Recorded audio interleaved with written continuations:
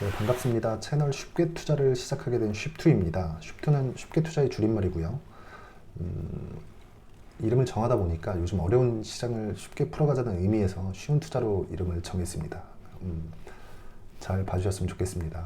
그리고 간단히 제 소개를 하자면 그냥 어디서나 흔히 볼 수 있는 흔한 주식쟁이입니다.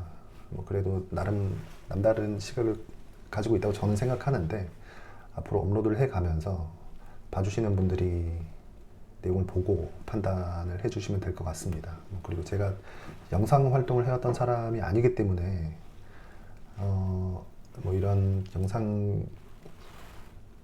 영상의 좀 이런 화질, 음성 이런 부분이 좀 떨어질 수 있는데 그건 앞으로 업로드를 해가면서 차차 개선해 가도록 하겠습니다. 자, 내용 바로 들어가겠습니다. 일단 뭐 여기 제가 코스닥 차트를 열어놨는데요. 1년 이상 하락세가 지속되고 있습니다. 뭐 고저를 따지자면 거의 한 40% 가까운 하락세를 보이고 있고 기간별로 보더라도 1월부터 시작한 20%의 하락, 그리고 여기 보시면 1월부터 시작한 20%의 하락,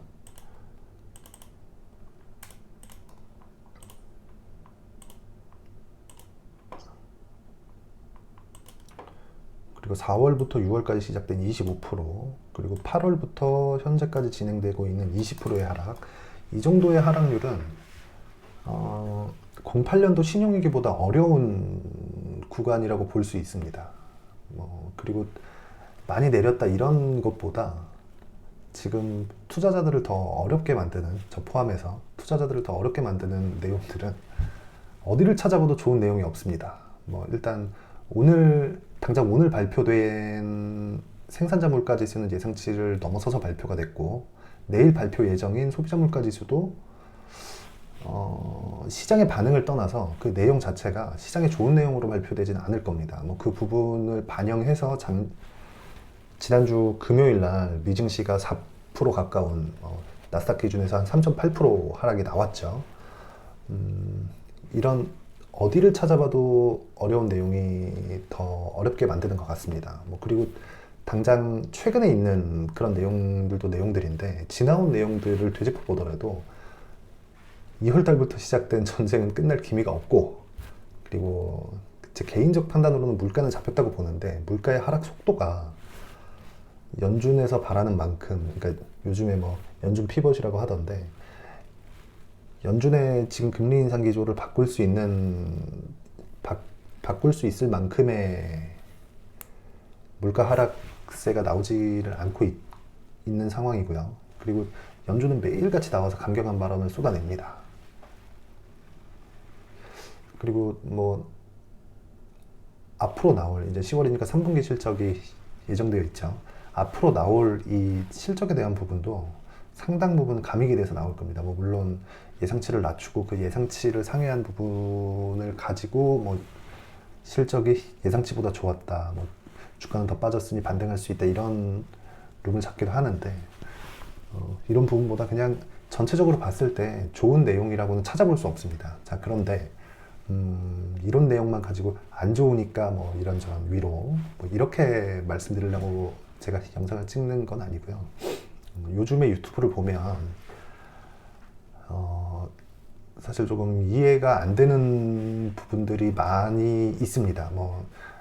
유튜브에 있는 증권 채널들을 보더라도 엄청 큰 대형 채널부터, 그리고 저처럼 이렇게 새롭게 시작하는 채널들, 그리고 기존에 있었던 채널들 다 보면 지금 내용이 이렇고 저렇고 그리고 앞으로 이렇게 될 수 있다, 그러니까 정보와 뉴스 또는 이거에 대한 예상치, 전망치, 이런 부분이 계속 나오고 있어요. 근데 시간을 8월로 한번 돌려볼게요. 8월 달에 잭슨홀 미팅이 있었고, 잭슨홀에서 파월 의장이 나와서 여러 가지 이야기들을 했죠. 앞으로 물가에 집중하겠다, 이런저런 내용을 쭉 얘기했는데 그 중에서 제 개인적으로 가장 중요하다고 생각하는 건 데이터에 의존하겠다는 내용입니다. 그러니까 파월 의장이 나와서 데이터에 의존하겠다는 내용은 나도 잘 모르겠으니까 앞으로 나올 데이터를 같이 보자. 이 말을 공식적으로 한 거나 다름이 없습니다. 근데 우리가 나와서 이건 이렇고 저건 저러니 이럴 수 있습니다라고 예상이나 전망치를 쭉 깔아낸다면 이거 자체가 지금 같은 시장, 그러니까 상승장도 아닌 하락장, 그것도 1년 이상 지속되고 어디를 찾아봐도 나쁜 내용밖에 없는 이 상황에서는 맞지 않다고 생각합니다. 그리고 무엇보다 지나온 역사라고 하긴 그렇고 지나온 모든 시세들을 보더라도 예정되어 있는 금리 인상으로 인한 뭐 이런 채권의 변동에 맞춰서 움직이는 증시의 변동에 맞춰서 움직이는 각 종목들의 변동, 요런 내용들을 다 떠나서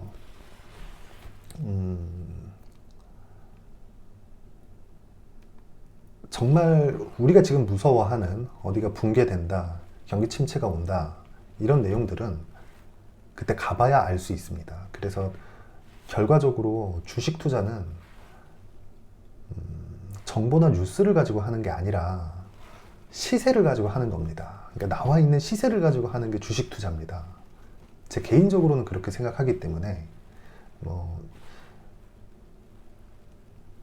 지금 나와 있는 시세에 대한 판단을 해봐라 이러면 일단 한국 시장은 더 이상 추가 하락할 수 있는 룸이 없습니다. 그리고 미증시 마찬가지고요. 제가 이거에 대한 관련된 자료를 앞으로 쭉 해서 업로드를 할 생각이니까 오늘은 결론만 가지고 이야기를 드리자면, 이런 내용 중에서 시세에 대한 시세를 봤을 때 더 이상 증시에서의 추가 하락이 나오기 어렵고 증시에 계속된 약세를 불러온 금리에 대한 부분도 더 이상 시장에 적용되기가 어려운 상황입니다. 그래서 결론은 제가 억지로 좋은 내용을 억지로 찾고 이렇게 말씀드린다기보다 지금 현재 나와 있는 상황이 더 이상 나빠질 수 없는 상황이고, 특히나 10월 12일, 그러니까 어제, 지금 새벽 1시 51분이니까 어제자죠. 10월 12일 기준에서 한국 시장은 바닥을 찍었습니다. 그리고 내일부터는 한국 시장은 강하게 매수를 해도 되는 구간으로 시장이 접어듭니다. 그리고 그거에 대한 기간을 잡아봐라 이렇게 볼 수도 있는데, 그 기간은 최장 2달, 그리고 최장 2달 정도의 반등이 나올 수 있고, 물론 거기서도 이제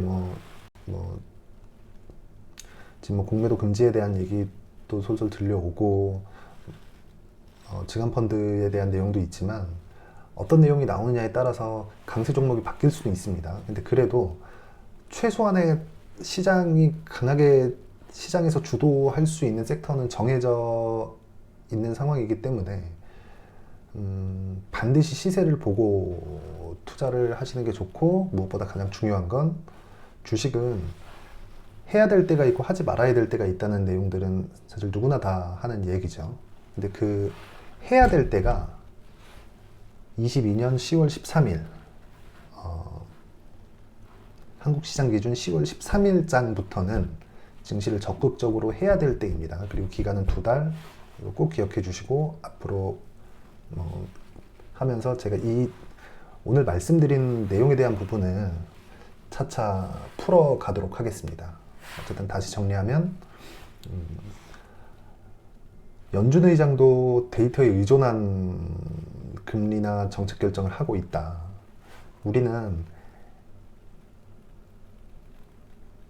이 예상에 대한 부분이 사실상 필요가 없다.